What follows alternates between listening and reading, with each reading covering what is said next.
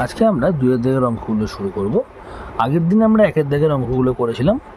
যারা সেই ভিডিওটা এখনও দেখোনি তাদের জন্য লিঙ্কটা আমি ডেসক্রিপশন বক্সে দিয়ে দেবো, তোমরা দেখে নিও। 2 এর দাগের অঙ্কটা, প্রথম অঙ্কটা কী বলেছে দেখা যাক। বলছে কি এর কোন মানের জন্য 7x² + kx - 3 এই দ্বিঘাত সমীকরণের একটি বীজ 2 এর 3 হবে। অর্থাৎ এখানে বলে দিয়েছে 2 এর 3 একটি বীজ, আর আমাদের এই কে এর মানটা বার করতে বলেছে। এইরকম অঙ্কগুলোর ক্ষেত্রে দেখো এখানে যেহেতু বলেই দিয়েছে যে 2 এর 3 একটি সমীকরণের বীজ, তাহলে অঙ্কটা কি বলেছে, বলেছে যে 7x² + kx - 3 = 0 এই সমীকরণের 2 এর 3 একটি বীজ, সেটি প্রথম থেকেই বলে দিয়েছে। 2 এর 3 একটি বীজ, এটি প্রথম থেকে বলে দেওয়া, আর আমাদের বার করতে বলেছে এই কে এর মানটা। তাহলে বীজ মানে আগের দিনে আমরা কি শিখেছি, বীজ মানে কোনো সমীকরণের বীজ মানে সেই সমীকরণের একটি সমাধান। মানে এই 2 এর 3টা যদি আমরা এই জায়গায় এক্সের জায়গায় বসাই, প্রত্যেকটা এক্সের জায়গায়, তাহলে সেটি এই সমীকরণটাকে সিদ্ধ করবে, অর্থাৎ শূন্য দেবে। তার মানে এখানে যেহেতু বলেই দিয়েছে 2 এর 3 একটি বীজ, তার মানে 2 এর 3 যদি আমি এক্সের জায়গায় বসাই, এই এক্সের জায়গায় এই এক্সের জায়গায়, তাহলে সেটা শূন্য দেবে। সেইখান থেকে আমরা এই কে এর মানটা বার করে নেব। তাহলে লিখি, যেহেতু 2 এর 3 সমীকরণটির একটি বীজ, সুতরাং x = 2/3 এই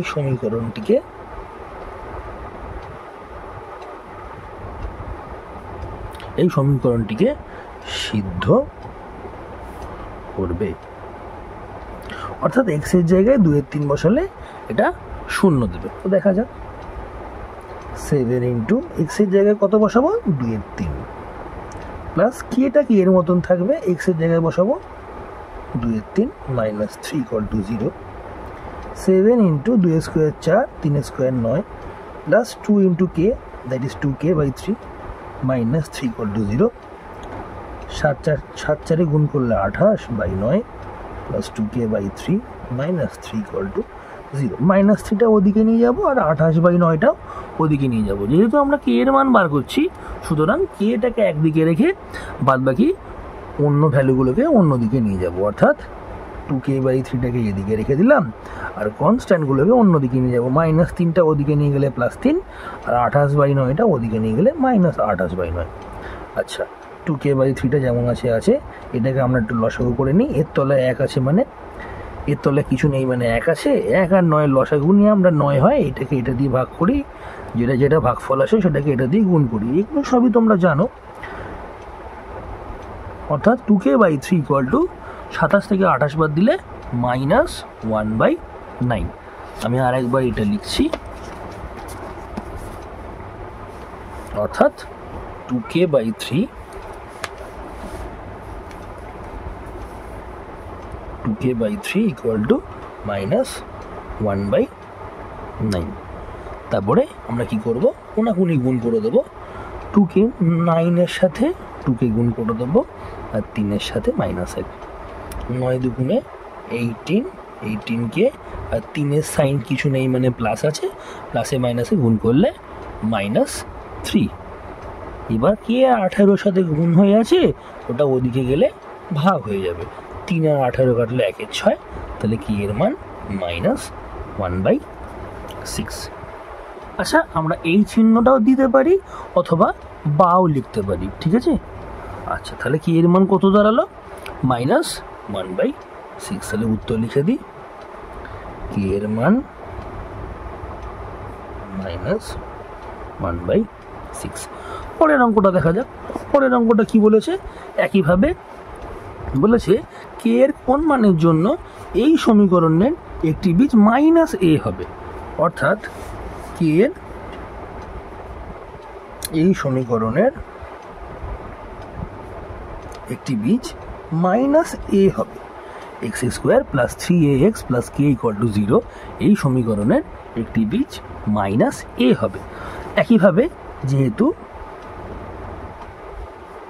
মাইনাস এ একটি বীজ, সুতরাং এক্স ইকুয়াল টু মাইনাস এ সমীকরণটিকে সিদ্ধ করবে।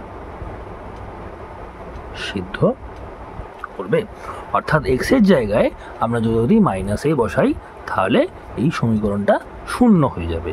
অর্থাৎ দেখা যাক এক্স এর জায়গায় কত বসাবো, মাইনাস এ তার স্কোয়ার প্লাস 3 এটা যেমন আছে তেমন বসিয়ে দেবো। এক্স এর জায়গায় বসাবো minus A plus k equal to 0। Minus A square করলে কত হয়, প্লাস এ স্কোয়ার। কেন না মাইনাসের মাথায় যদি যুগ্ম সংখ্যা থাকে তাহলে সেই মাইনাসটা আমরা লিখি না, প্লাস হয়ে যায়। তাহলে a square plus a minus 3, a আর এ গুণ করলে a square plus k equal to 0।